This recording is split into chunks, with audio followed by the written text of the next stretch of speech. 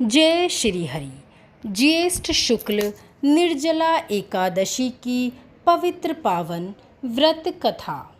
भीमसेन व्यास जी से कहने लगे कि हे पितामह, भ्राता युधिष्ठिर, माता कुंती, द्रौपदी, अर्जुन, नकुल और सहदेव आदि सब एकादशी का व्रत करने को कहते हैं, परंतु महाराज, मैं उनसे कहता हूँ कि भाई, मैं भगवान की शक्ति, पूजा आदि तो कर सकता हूँ, दान भी दे सकता हूँ, परंतु मैं भोजन के बिना कदापि नहीं रह सकता। इस पर व्यास जी कहने लगे कि हे भीमसेन, यदि तुम नरक को बुरा और स्वर्ग को अच्छा समझते हो तो प्रति मास की दोनों एकादशियों को अन्न नहीं खाया करो। भीम कहने लगे, हे पितामह, मैं तो पहले ही कह चुका हूँ कि मैं भूख को सहन नहीं कर सकता।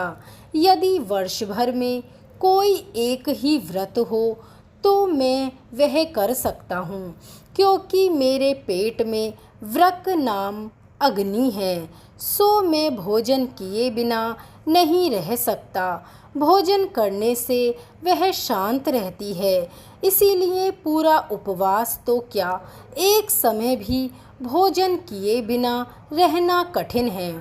अतः आप मुझे कोई ऐसा व्रत बतलाइए जो वर्ष में केवल एक ही बार पड़े और मुझे स्वर्ग की प्राप्ति कराए। श्री व्यास जी कहने लगे, हे पुत्र, बड़े बड़े ऋषियों ने बहुत शास्त्र आदि बनाए हैं, जिनसे बिना धन के ही, थोड़े परिश्रम से ही स्वर्ग की प्राप्ति होती है। इस प्रकार शास्त्रों में दोनों पक्षों की एकादशी का व्रत मुक्ति के लिए रखा जाता है। व्यास जी के वचन सुनकर भीमसेन नरक में जाने के नाम से भयभीत होकर थर थर काँपते हुए कहने लगे, अब क्या करूं? मास में 2 व्रत तो मैं कर नहीं सकता।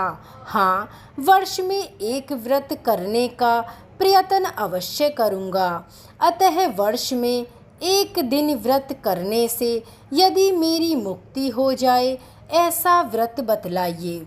यह सुनकर व्यास जी कहने लगे कि वृषभ और मिथुन की संक्रांति के बीच ज्येष्ठ मास के शुक्ल पक्ष की जो एकादशी आती है, उसका नाम निर्जला है।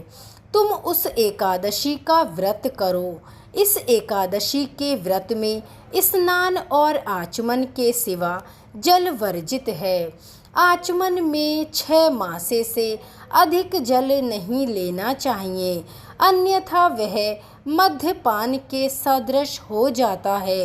इस दिन भोजन नहीं करना चाहिए, क्योंकि भोजन करने से यह व्रत नष्ट हो जाता है। यदि एकादशी को सूर्य उदय से लेकर द्वादशी के सूर्य उदय तक जल ग्रहण ना करें तो उसे सारी एकादशियों के व्रत का फल प्राप्त होता है। द्वादशी को सूर्य उदय से पहले उठकर स्नान आदि करके ब्राह्मणों का दान आदि देना चाहिए। इसके पश्चात भूखे और सतपात्र ब्राह्मण को भोजन कराकर फिर आप भोजन कर लें। इसका फल पूरे 1 वर्ष की संपूर्ण एकादशियों के बराबर है। व्यास जी कहने लगे कि हे भीमसेन, यह मुझको स्वयं भगवान ने बताया है। इस एकादशी का पुण्य समस्त तीर्थों और दानों से अधिक है। केवल एक दिन मनुष्य निर्जल रहने से ही समस्त पापों से मुक्त हो जाता है। जो भी मनुष्य निर्जला एकादशी का व्रत करते हैं, उनकी मृत्यु के समय यमदूत आकर नहीं घेरते, वरन भगवान के पार्षद उसे पुष्पक विमान में बिठाकर स्वर्ग ले जाते हैं। अतः संसार में सबसे श्रेष्ठ निर्जला एकादशी का व्रत है, इसलिए यत्न के साथ इस व्रत को करना चाहिए। उस दिन ओम नमो भगवते वासुदेवाय। इस मंत्र का उच्चारण करना चाहिए और गौदान भी करना चाहिए। इस प्रकार व्यास जी की आज्ञा अनुसार भीमसेन ने इस व्रत को किया। इसीलिए इस एकादशी को भीमसेनी या पांडव एकादशी भी कहते हैं। निर्जला व्रत करने से पूर्व भगवान से प्रार्थना करें कि हे भगवान, आज मैं निर्जला व्रत करता हूँ। अब मैं दूसरे दिन ही भोजन करूँगा। मेरे इस व्रत को अपने चरणों में स्वीकार करें। मैं इस व्रत को श्रद्धा पूर्वक करूँगा। अतः आपकी कृपा से मेरे सभी पाप नष्ट हो जाएं। इस दिन जल से भरा हुआ एक घड़ा वस्त्र से ढककर स्वर्ण सहित दान करना चाहिए।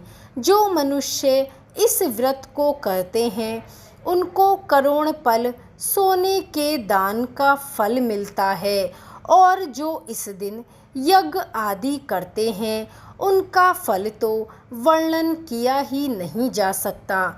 इस एकादशी के व्रत से मनुष्य विष्णु लोक को प्राप्त होता है।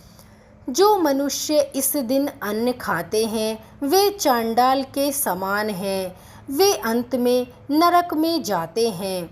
निर्जला एकादशी का व्रत किया है जिसने भी यह व्रत किया है, वह चाहे ब्रह्म हत्यारा हो, मद्यपान करता हो, चोरी हो या चोर से भरा हुआ हो, साथ ही द्वेष उसे घेरे हुए हों, परंतु इस व्रत के प्रभाव से उसे स्वर्ग की प्राप्ति होती ही है। हे कुंती पुत्र, जो स्त्री या पुरुष श्रद्धा पूर्वक इस व्रत को करते हैं उन्हें ये फल मिलते हैं। प्रथम भगवान का पूजन, फिर गौदान, ब्राह्मणों को मिष्ठान व दक्षिणा देते हैं, जल से भरे कलश का दान करते हैं, निर्जला के दिन अन्न, वस्त्र, जूती आदि का दान करते हैं। वे मनुष्य निश्चित ही स्वर्ग की प्राप्ति करते हैं। जो मनुष्य भक्ति पूर्वक इस कथा को पढ़ते या फिर सुनते हैं उन्हें निश्चय ही स्वर्ग की प्राप्ति होती है।